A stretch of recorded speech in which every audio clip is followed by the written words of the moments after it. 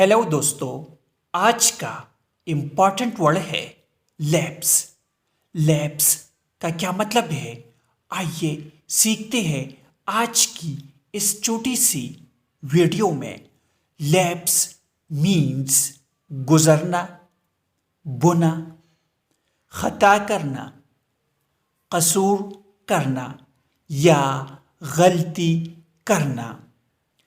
आइए इस वर्ड को सेंटेंस में इस्तेमाल करते हैं।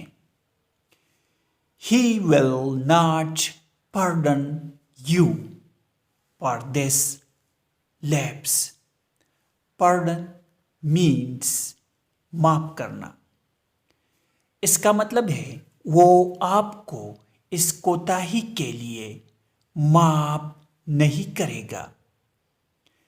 व्यूअर्स, चैनल को सब्सक्राइब करें और वीडियो को लाइक और शेयर ज़रूर करें।